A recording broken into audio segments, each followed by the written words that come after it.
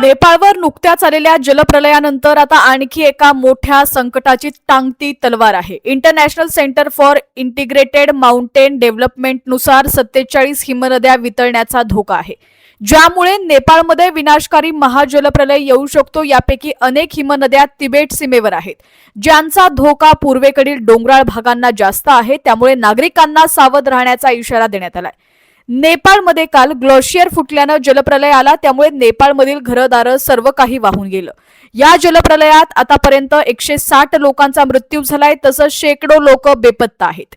एवढ्या मोठ्या संकटातून नेपाळ सावरत असतानाच आणखी एक मोठी धक्कादायक बातमी समोर येते. नेपाळवरील धोका अजूनही टळलेला नसल्याचं सांगण्यात आलंय. 47 हिमनद्यांचा नेपाळला संभाव्य धोका असल्याचं international centre for integrated mountain development आणि नेपाळ सरकारच्या संशोधकांनी म्हटलंय. कोणत्याही क्षणी हिमकडा तुटण्याची शक्यता आहे, त्यामुळे नेपाळच्या नद्यांना विनाशकारी महापूर येऊ शकतो.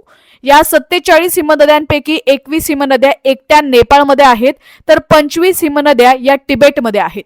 विशेष म्हणजे या हिमनद्या तिबेटच्या सीमेवर आहेत. ज्या नद्या दक्षिणेकडून नेपाळमध्ये प्रवेश करतात त्या भागात या हिमनद्या आहेत. त्यामुळे नेपाळच्या खालच्या भागाला मोठा धोका होऊ शकतो.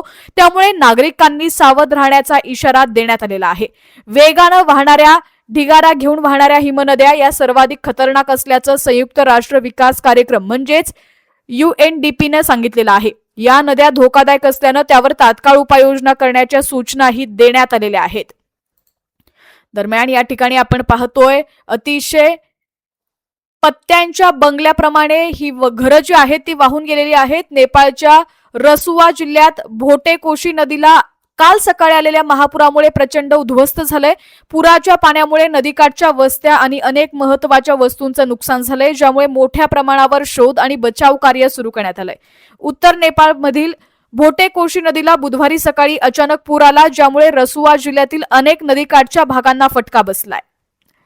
प्रशासनानं अद्याप मृत्यू, जखमी आणि मालमत्तेच्या नुकसानीची अधिकृत आकडेवारी जाहीर केलेली नाहीये. स्थानिक अधिकारी, रहिवासी आणि सुरक्षा यंत्रणांकडून मिळालेली प्राथमिक माहिती तसंच फोटो आणि व्हिडिओ मोठ्या प्रमाणावर नुकसान झाल्याचं दर्शवतायत. आतापर्यंत 13 मृतदेह सापडलेले असून बचाव आणि मदत कार्य सुरू झालेलं आहे.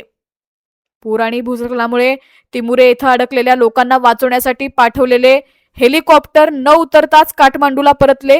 पायलटनं सांगितलं की तिमुरे येथील स्थानिक हेलिपॅड पाण्याच्या जोरदार प्रवाहामुळे पूर्णपणे वाहून गेलं होतं, त्यामुळे उतरण्यासाठी कोणतीही सुरक्षित जागा शिल्लक नव्हती. पूर आणि ढिगाऱ्यांमुळे संपूर्ण तिमुरे गाव आकाशातून जवळजवळ अदृश्य झाले होते.